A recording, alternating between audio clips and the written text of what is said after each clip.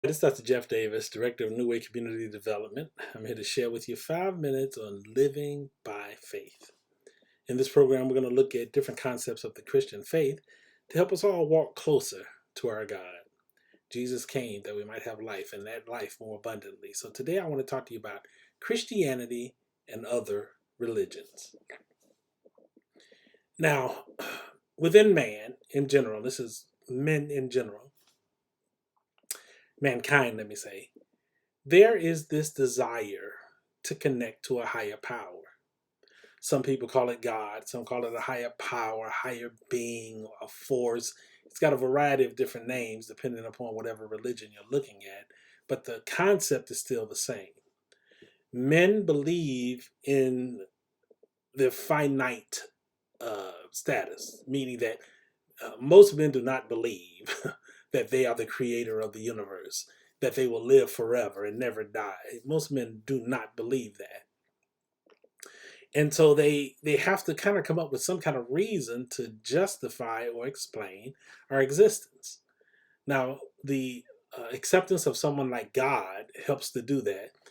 And again, other religions will use other names and other ways of coming about it. Christianity is a form of that same religious thought, meaning that Christians also believe that they are not the creator, they are not uh, immortal. They had a beginning, they will have an end, and that everything is not within their control. Those concepts extend to more than just the Christian faith. But one of the things that makes it very different, and I shouldn't say one of the things, let me give you a couple of things that makes Christianity different from other religions when you look at religion. Number one, most religions are going to try to have you work for your salvation.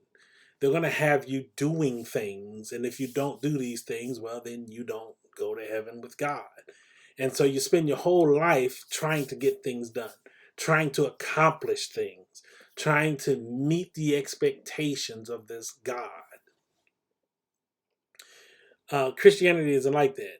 Christianity, when you truly understand the way that it's put together, it's kind of like being born into a natural family. When you are born into a natural family and you grow up in that family, you realize that you had absolutely nothing to do with being born in that family. That it was your mother and your father that came together and created you. And you woke up one day and found out you were there. Now, your last name may be attached to wealth. Your last name could be attached to poverty. Your last name could be attached to a criminal. Your last name could be attached to a police officer. But you, as the individual that was born, have nothing to do with the family you were born in. And so, as we become Christians, we realize that we really don't have anything to do with how we come into the family of God. Now, I know some of you are going to say, but wait a minute, you have to have faith, you have to confess, you have to believe. Yes.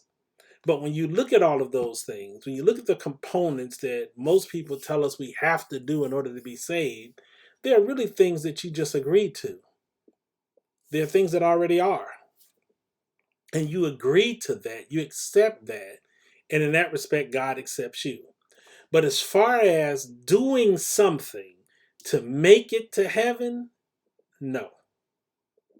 So in other religions, for example, if you don't live a certain lifestyle, if you don't pray a certain number of times a day, if you don't eat certain foods, I mean, the Jewish people were like this.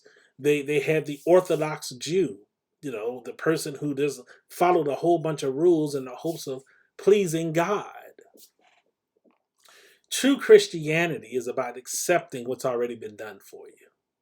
It's like understanding that the invitation to the family, to being a part of the family, to being adopted in the family, has already been given.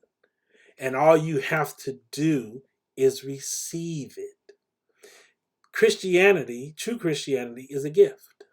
It is the gift of God. It is something that He extended to us through Christ. Because if He had not done that, there's no way we could be saved.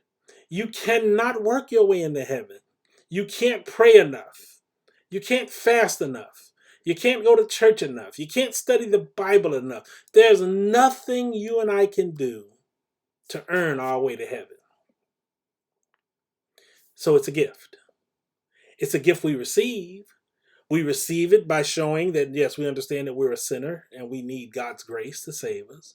We receive it by acknowledging, yes, Jesus came, he lived on the earth, he died for my sins, he raised from the dead for my justification.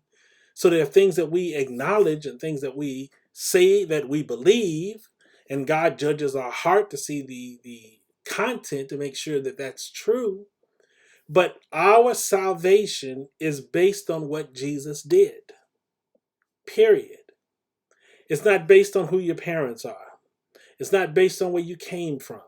It's not based on whether you were born into money or you were born into poverty. It isn't based on what your education is. It isn't based on how long you pray, how much you pray, how faithful you are in church. It isn't based upon what you do for the Lord.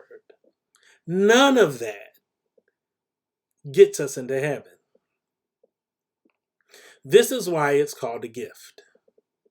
Because a true gift does not require the person who receives it to have to do anything. If it's really a gift, then the giver gives it from their heart, and the receiver just receives it. That's true Christianity. So in comparison to other religions, no, we don't work to get there. We don't try hard to be saved. We just live. We accept Christ as our Savior, and we live by His Word. To get more insight on today's topic, you can go to my website, www.nwcom.org. Again, that's www.nwcom.org. We have a list of resources available to help you grow in your walk with God. Till next time, this is Dr. Jeff Davis wishing you a day full of the great things that God has to offer to you.